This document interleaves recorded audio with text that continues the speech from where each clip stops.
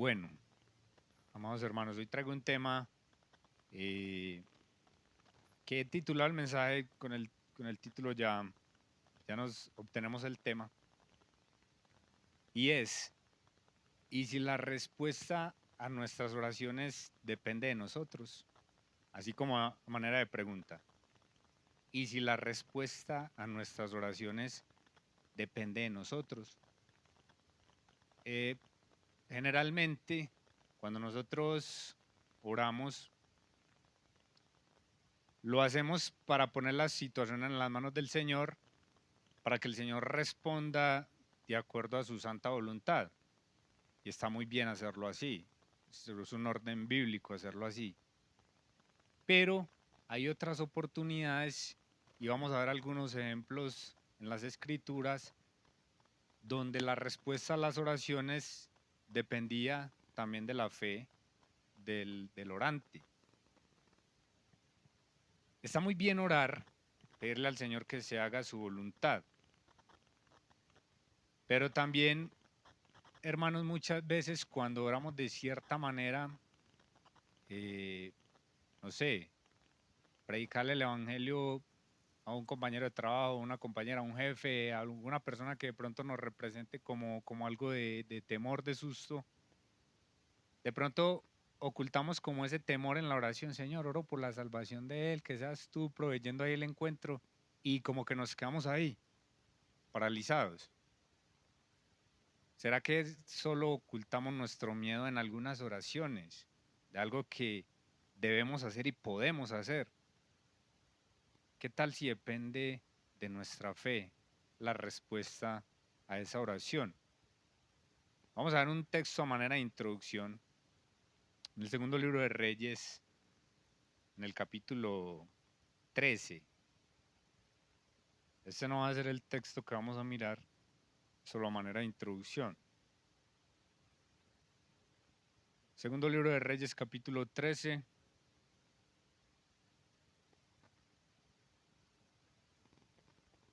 versículo 14. Ya está el profeta Eliseo eh, a punto de morir. Eliseo fue un gran varón de Dios y con frecuencia ignorado. Mire lo que dice la escritura. Dice, estaba Eliseo enfermo de la enfermedad de que murió, y descendió a él Joás, rey de Israel. Y llorando delante de él dijo, Padre mío, carro de Israel y su gente de a caballo. Y le dijo Eliseo, toma un arco y unas saetas. Tomó él entonces un arco y unas saetas. Luego dijo Eliseo al rey de Israel, pon tu mano sobre el arco. Y puso él su mano sobre el arco. Entonces puso Eliseo sus manos sobre las manos del rey. Y dijo, abre la ventana que da al oriente. Y cuando él abrió, dijo Eliseo, tira. Y tirando él, dijo Eliseo, saeta de salvación de Jehová, y saeta de salvación contra Siria, porque herirás a los sirios en Afec hasta consumirlos. Y le volvió a decir, toma las saetas. Y luego que el rey de Israel las hubo tomado, le dijo, golpea la tierra. Y él la golpeó 3 veces y se detuvo. Entonces el varón de Dios, enojado contra él, le dijo, al dar 5 o 6 golpes, hubieras derrotado a Siria hasta no quedar ninguno, pero ahora solo 3 veces derrotarás a Siria. Entonces aquí vemos esta situación, ¿cierto? Cuando Eliseo le dice a él que golpee la tierra, indica una acción constante, no le dice ni siquiera cuántas veces, golpee la tierra. Hay un dicho, yo creo que es muy antioqueño, pero creo que a todo Colombia y en todas partes, que es mejor atajar que empujar, ¿cierto? ¿Lo han escuchado? Es mejor atajar que empujar. Y en este caso también hubiera aplicado esta situación, a mejor que el rey hubiera golpeado el piso hasta que el profeta le dijera, ya, mijo, cálmese, cálmese ya. Pero él solamente como con cierta timidez lo hace solo 3 veces y el profeta Eliseo lo regaña. Y si lo hubieras hecho más veces y hubieras obtenido una victoria absoluta.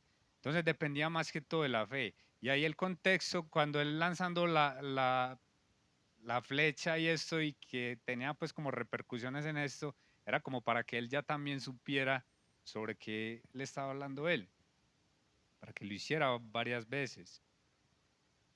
Algunas veces, amados hermanos, como decía ahorita John Rafael, a la hora de pronto de evangelizar, el Señor nos da oportunidades y nosotros las dilapidamos.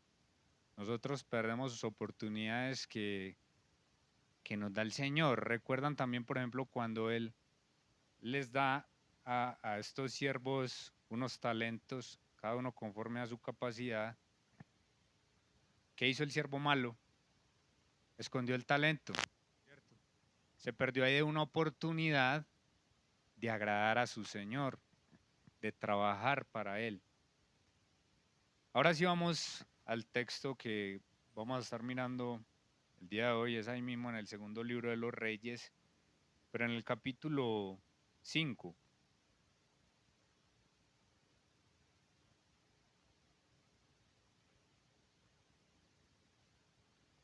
Segundo de Reyes capítulo 4, desde el versículo 1.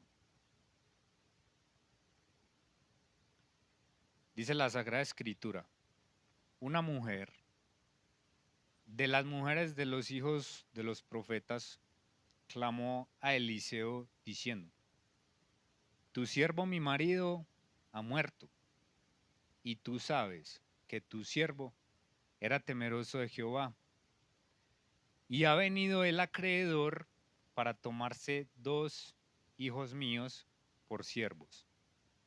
Aquí tenemos entonces a una mujer en una situación bastante crítica, una situación bastante particular que de hecho me hace recordar a Noemí. Noemí también cuando ella sale y se va de Belén y ella se va para Moab, dice la escritura que ella ya a quién perdió. Exacto, al esposo y a los 2 hijos. Y pasó de ser una mujer que tenía tantas cosas y una familia, y de un momento a otro se vio viuda, se vio sin hijos, se vio extranjera. Y aquí también tenemos una situación bastante similar, ¿cierto? Una mujer totalmente desprotegida, viuda, y además de eso estaba endeudada. Luego, las deudas no es algo nuevo. Los seres humanos somos como felices endeudándonos. Y esta mujer por esas deudas llega al acreedor y le dice, bueno, no tiene usted con qué pagar, pues entonces me le llevo sus hijos como esclavos. ¿Y cómo era la situación entonces de esta mujer? Era algo crítico, ¿cierto? Era un panorama sombrío completamente para ella.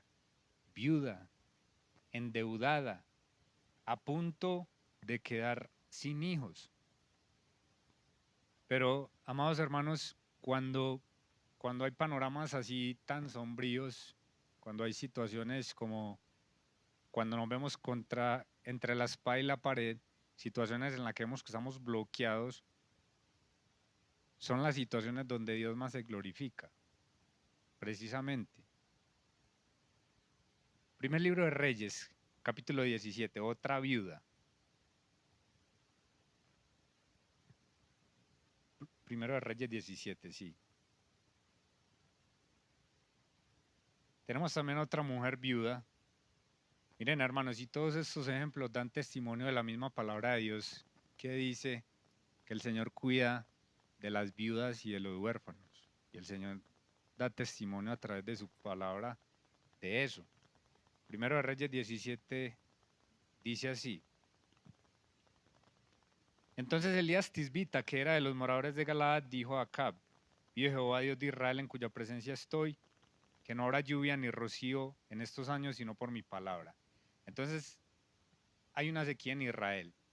Y sabemos que si hay una sequía, si no hay agua, ¿qué ocurre con los cultivos? Se secan por completo, se secan por completo. Imagínense, años sin que llueva. Se acaban todas las reservas y de la sequía vienen después entonces las hambrunas como una consecuencia natural.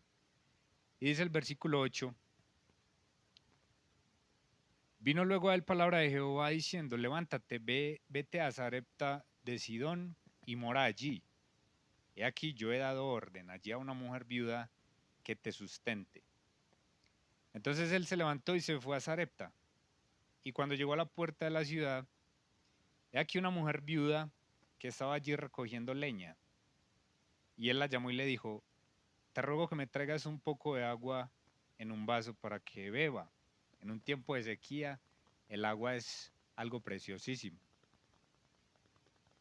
Y yendo ella para traérsela, la volvió a llamar y le dijo, te ruego que me traigas también un bocado de pan en tu mano. Y ella respondió, vive Jehová tu Dios, que no tengo pan cocido. Solamente un puñado de harina tengo en la tinaja y un poco de aceite en una vasija. Y ahora recogía 2 leños para entrar y prepararlo para mí y para mi hijo, para que lo comamos y nos dejemos morir. Eso es una situación, hermano, in extremis. Están a punto de morir, solamente tienen el último poquito de pan. No hay esperanza de que haya más cosas porque la sequía continúa. Y llega un hombre a pedirle lo poquito que tiene. Y él le dice que él se lo dé a él primero. Pero luego le dice Elías, no tengas temor, ve como haz como has dicho, pero hazme a mí primero de ello una pequeña torta cocida bajo de la ceniza y tráemela, y después harás para ti y para tu hijo. Porque, versículo 14, porque Jehová Dios de Israel ha dicho así, la harina de la tinaja no escaseará, ni el aceite de la vasija disminuirá, hasta el día en que Jehová haga llover sobre la faz de la tierra. Es en situaciones así, en panoramas sombríos, en que la impotencia humana o llega más bien a todo su esplendor, en que Dios se glorifica. Porque uno muchas veces hace todo lo que está en sus fuerzas, pero cuando ya llega a una situación y se da cuenta de que no puede hacer nada, es en esas situaciones donde se arrodilla y ora. Es en panoramas sombríos donde el Señor se glorifica. Y de la misma manera que hizo con 600,000 hombres a pie, sin contar hombres ni mujeres, en un desierto donde no había absolutamente nada, allá también les proveyó alimento, llovía alimento desde el cielo, así lo hizo también en este tiempo de sequía y de escasez. Y ese mismo Dios, hermano, no ha cambiado. Ese mismo Dios no ha cambiado. Ese mismo Dios sigue cuidando de nosotros hasta el día de hoy. Es en situaciones así donde el Señor se glorifica. Entonces aquí tenemos pues a esta mujer viuda, endeudada, los acreedores ahí, como se dice, respirándole en la nuca. Y mire lo que dice el versículo 2. Y Eliseo le dijo, ¿qué te haré yo? Declárame qué tienes en casa. Mire, hermanos, con mucha frecuencia nosotros utilizamos la palabra nada. ¿Qué hizo hoy? Nada, ¿cierto? Pero cuando uno empieza a pensar en el concepto de la nada, ¿qué es la nada? Pero cuando uno se pone a reflexionar sobre ese tema, uno piensa de pronto en un cuarto vacío y oscuro, pero aún ahí en ese lugar hay oxígeno, hay cosas que aunque no las podemos ver, ahí hay cosas. Si uno se pone a pensar en la nada absoluta, uno hasta se vuelve loco. Hermano, siempre hay algo.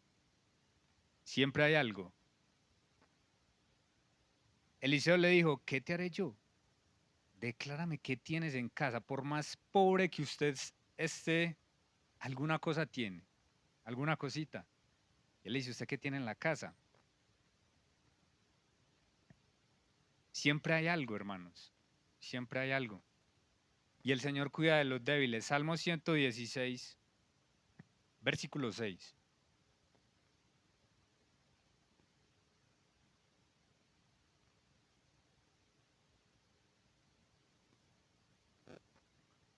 Oh Jehová, ciertamente yo soy tu siervo, siervo tuyo soy, hijo de tu sierva. Tú has roto mis prisiones. No, ahí me equivoqué. Es 116.6. 116.6. Jehová guarda a los sencillos. Estaba yo postrado y me salvó. El Señor guarda a los sencillos. Mire, hermanos, el Señor también, si es experto en glorificarse en estos panoramas sombríos, el Señor también es precioso porque Él magnifica lo poco. El Señor magnifica lo poco. ¿Se acuerdan de Moisés? Cuando Él lo está ya llamando, le pregunta, ¿qué tienes en la mano? Y Él le dice, una vara, lánzala al piso. Y a través de esa varita, Él se glorificó con lo que Él tenía en la mano. Porque nosotros tenemos la tendencia de pedirle al Señor, Señor, si tú me dieras esto, yo haría esto otro. Si tú me dieras riqueza, yo ayudaría a los pobres. Si tú me dieras el don de evangelismo, yo evangelizaría a todo mundo. Y siempre somos como buscando excusas cuando el Señor, ¿qué tiene usted? ¿Qué tiene? Usted debe tener algo, hermanos, algo debe tener usted. Y a través de ese algo Dios se puede glorificar. ¿Qué tienes en casa? Cada uno responda, ¿qué tienes en casa? El Señor lo puede utilizar para su gloria. Entréguele eso poco que tiene en casa y en las manos del Señor, Él lo multiplica. Una vara, una quijada de burro, ¿recuerdan? Sansón va a pelear contra los filisteos, personas armadas, y él una quijada de burro y con eso glorifica el nombre del Señor, hizo fiesta con eso. 5 piedras lisas. Ahí tenemos al gigante Goliat, el campeón de los filisteos, también retando al Dios de Israel. Y llega un jovencito, pequeñito, que escucha que él está retando al Dios de los ejércitos. E incluso se enoja. ¿Cómo así que tantos soldados aquí ninguno va a ir a combatir contra él? Qué fe la de ese jovencito David. Y me gusta mucho la estrategia de David y nosotros muchas veces tratamos como de hacer las cosas como el mundo lo hace, pero uno debe saber identificar sus debilidades y sus fortalezas. Cuando a él tratan de ponerle una armadura, dice la Biblia que él ni siquiera podía caminar con eso, y él como confiando tanto en el Señor dice, no, quítenme esto. Este señor bien grande, armado, con una espada que pesaba mucho, y si él iba con esa situación, iba a perderse de la habilidad que él tenía, que era la rapidez. Y con 5 piedras que llevaba en la mano no necesitó sino una para glorificar al Señor. Una semilla de mostaza, la más pequeñita de todas. Por ahí hay una canción que dice que se llama es que un concurso de semillas, que haciendo pues como la analogía con la historia de las escrituras, que había un concurso de semillas. Un concurso de semillas que el Señor necesitaba para hacer eh, una demostración, para hacer una enseñanza. Y entonces estaban todas las semillas allá. Y la semilla de mostaza estaba muy triste. Y ella decía, miraba por ejemplo la pepa de aguacate y, uy, no, yo aquí no tengo nada que hacer compitiendo con esto. Y el Señor utilizó, fue el símbolo de la semilla de mostaza, de lo más pequeñito, para demostrar cómo se glorifica a Él. 5 panes, 2 peces para alimentar una multitud. Hermanos, siempre hay algo, siempre hay algo. Pregúntese usted en esta noche, ¿qué tiene usted en casa? ¿Qué puede usted utilizar para la gloria del Señor? Pero ofrézcaselo al Señor. Eliseo le dice, declárame qué tienes en casa. Volviendo ahí al segundo de los Reyes capítulo 4. Y ella dijo, tu sierva ninguna cosa tiene en casa, lo que decimos todos, nada, no tengo nada. Pero resulta que sí había algo, sino una vasija de aceite. Una vasija de aceite. Versículo 3. No, la vasija tenía aceite, tenía aceite. Es llamar al continente por el contenido y está bien hacerlo. Por ejemplo, una bolsa de leche. Si uno va a la literalidad, la bolsa no es de leche, la bolsa es de plástico.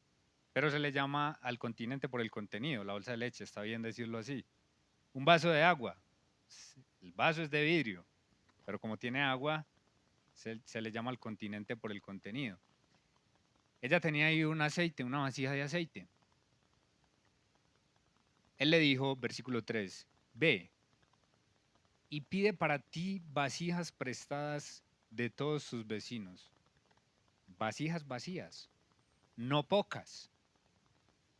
O sea, muchas. Pida muchas vasijas prestadas. Ahora, hermanos, uno muchas veces se abstiene de pedir prestado cosas como por orgullo, ¿cierto? No, es que me da como pena no tener que, y no, nada. Se puede prestar cosas con tal de que las devuelva. Préstale a sus vecinos vasijas vacías, no pocas. Y aquí quiero hacer la pregunta, hermanos, con la que empezaba. ¿Y si depende de ti? ¿Y si depende de nosotros? En esta oportunidad entonces va a entrar en acción la fe de ella. Si ella no le creía al profeta, salía y conseguía unas 3 o 4 ahí.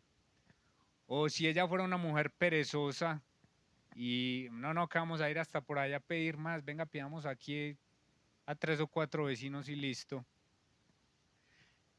Esta situación es bien preciosa porque demandaba la fe de ella, pero también humildad y también diligencia. Qué lindo la forma como el Señor ayuda. Aquí podemos aprender también lo que nos enseñaba Rafael, el hermano Rodolfo, sobre las ayudas que se deben de dar.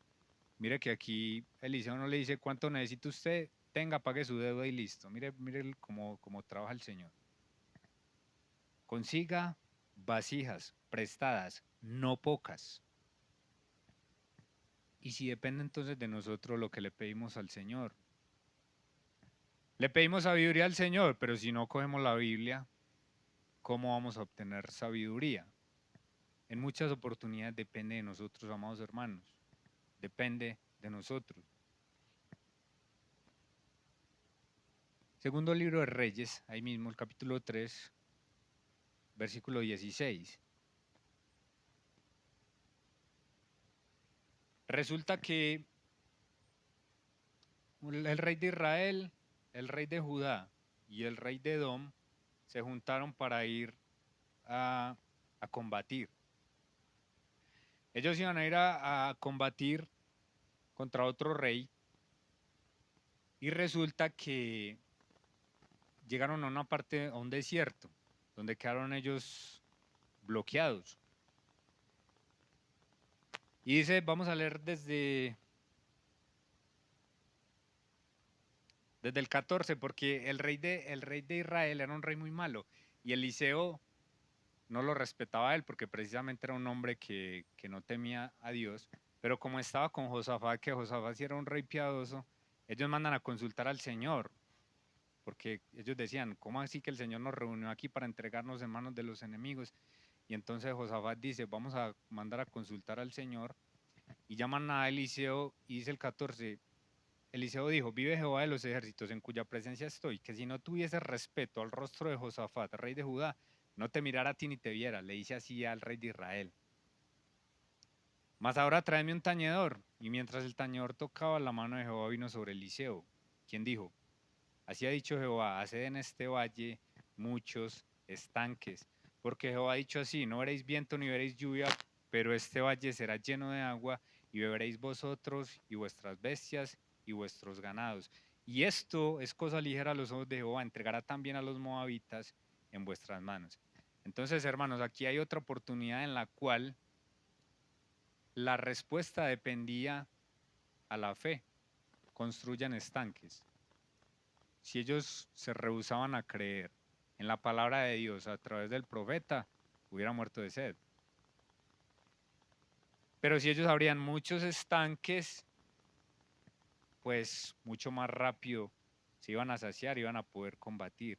¿Qué hay si depende entonces de nosotros? Mateo capítulo 29, versículo 27.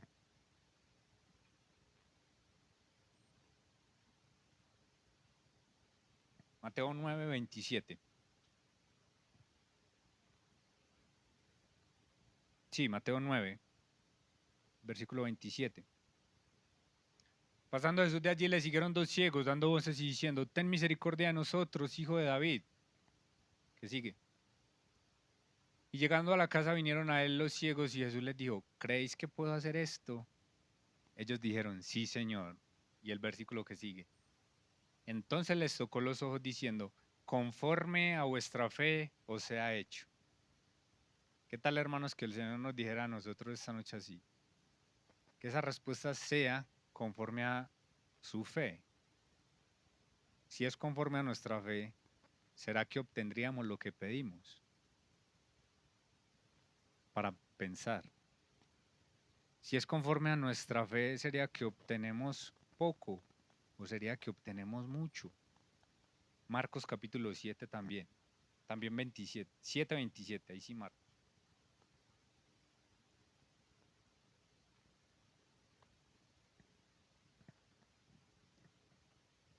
La fe de la mujer sirofenicia.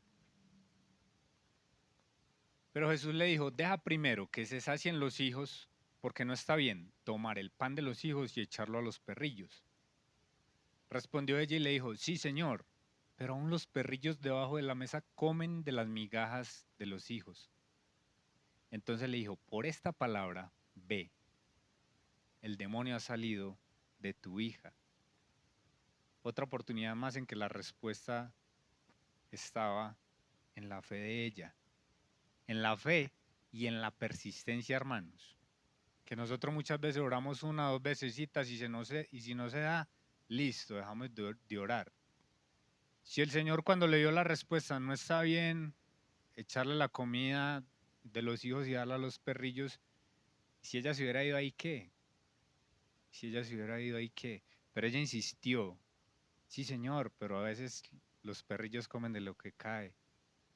Señor, dame aunque sea algo, una migaja, Señor, de tu poder.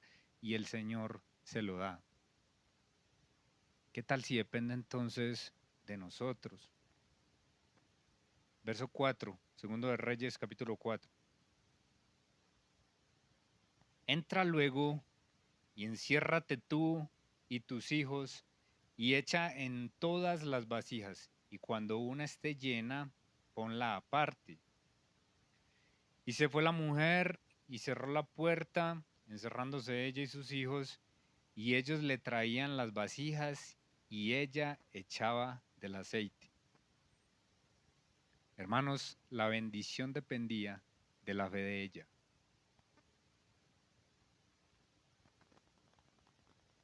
¿Qué tal si depende entonces de nosotros eso que le pedimos al Señor? ¿Cuál sería el resultado de nuestra fe si dependiera de nosotros? ¿Será que cuántas vasijas nos hubiéramos conseguido? ¿A cuántos barrios hubiéramos ido? ¿Nos hubiéramos quedado solo en nuestra calle? ¿Cuál sería el resultado si dependiera entonces de nuestra fe? Versículo 6. Cuando las vasijas estuvieron llenas, dijo a un hijo suyo, tráeme aún otras vasijas. Y él le dijo: no hay más vasijas. Y cuando se dijeron las palabras no hay más vasijas, entonces cesó el aceite. Dependía entonces de la fe de ella, hermanos. ¿Cómo está nuestra fe?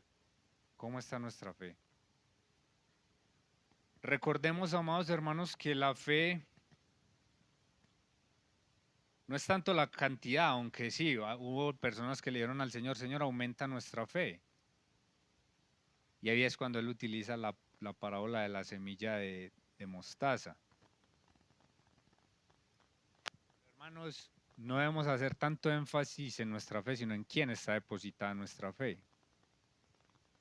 Nuestra fe está depositada en Cristo, en el Señor, en el Dios que a través de todos los siglos ha cuidado de su pueblo, que ha provisto para las viudas, para los huérfanos, para los necesitados.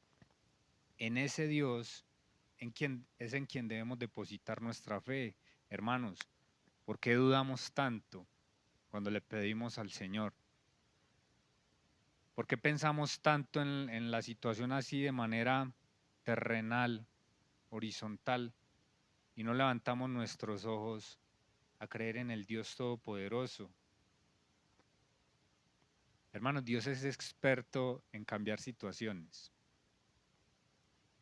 Esta mujer, este panorama tan sombrío, esta mujer viuda, endeudada, a punto de perder a sus hijos, mire cómo cambia la situación en el versículo 7. Vino ella luego y lo contó al varón de Dios, el cual le dijo: ve y vende el aceite y paga a tus acreedores, y tú y tus hijos vivid de lo que quede. Qué maravilla el Señor. Podía tranquilamente haberle provisto para que pagara su deuda y listo, pero el Señor va más allá. Y el Señor no patrocina, hermanos, la pereza y la inactividad. El Señor bendice la actividad, bendice la fe, bendice la diligencia. Pasó de ser una mujer viuda, endeudada, a punto de perder hijos, a una mujer sin deudas, a una mujer con sus hijos y a una mujer microempresaria. Microempresaria. Vendan, vivan de lo que quede. Ya ellos tenían que reinvertir y seguir con esta situación. Hermanos, el Señor es experto en cambiar situaciones. No sé cuál sea su situación. Confía en el Señor. Él es experto en cambiar situaciones. Isaías capítulo 41, versículo 18.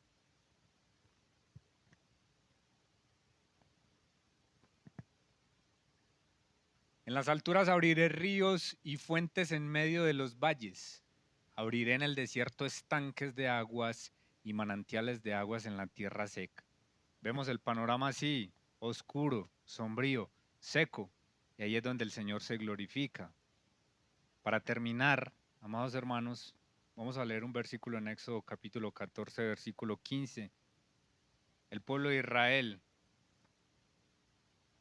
saliendo de Egipto. A su retaguardia el ejército más poderoso del mundo persiguiéndoles, al frente el mar.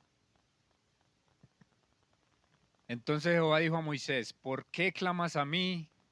Di a los hijos de Israel que marchen. Hermano, muchas veces nuestra oración tiene que pasar a la acción. ¿Por qué clamas a mí? Di a los hijos de Israel que marchen. Y si la respuesta a nuestras oraciones depende de nosotros, vamos a orar. Padre eterno, muchas gracias, Señor omnipotente, por tu palabra.